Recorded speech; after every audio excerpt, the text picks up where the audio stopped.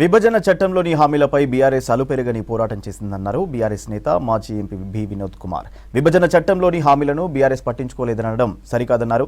ప్రస్తుత CM, deputy సీఎంలు ఎన్నడూ తెలంగాణ ఉద్యమంలో పాల్గొనలేదన్నారు. విభజన హామీల గురించి ప్రధాని మోడీని ఎన్నిసార్లు కలిసినా ప్రయోజనం లేదన్నారు వినోద్.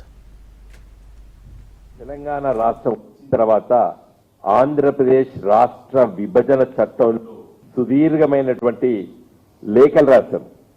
తెలంగాణకు రావాల్సినటువంటి హామీలు ఇచ్చినటువంటి ప్రతి అంశం పైన సుదీర్ఘమైనటువంటి లేఖలు రాసి ఒకసారి కాదు చాలా సందర్భంలో మరి కలిసి ఇవ్వడం జరిగింది.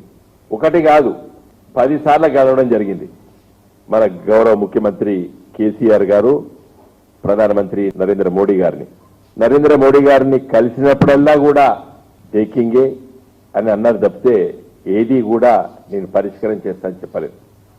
ఆంధ్రప్రదేశ్ రాష్ట్ర విభజన చట్టంలో ఉన్నటువంటి అతి ముఖ్యమైనటువంటి విషయాల లోపట మరి కేంద్ర ప్రభుత్వం ఏ స్థాయిలో అయితే స్పందించాలో ఆ స్థాయిలో స్పందించలేదు. ఇలా AIIMS All India Institute of Medical Sciences Bibinagar లో గడుతున్నదంటే మా ప్రయత్నము. మీరు కాంగ్రెస్ పార్టీ విభజన చట్టంలో పెట్టలేదు ఎయిమ్స్ తెలంగాణకి. ఒంటి కాలు మీద నిరసన చెప్పినాం పార్లమెంట్ లో. పట్టుబట్టి ఎయిమ్స్ పట్టుకొచ్చినాం.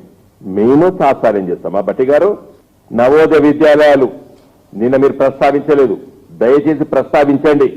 గొంతు చించుకొని మాట్లాడినాం పార్లమెంట్ లో. మరి మీరు నిన్న ఇచ్చిన విజ్ఞాపన పత్రంలో కూడా నవోదయ విద్యాలయం గురించి మాట్లాడలేదు. మీరు సాసారం చేసిండ్రు, నిర్లక్ష్యంగా ఉన్నారు. కేసీఆర్ గారు 10ల సంఖ్యల సార్లు తిరిగి యాసకొచ్చి ఇంకా కలుసుడు బంద్ చేస్తాం. అసలు విషయం చెప్తున్నాను మీకు.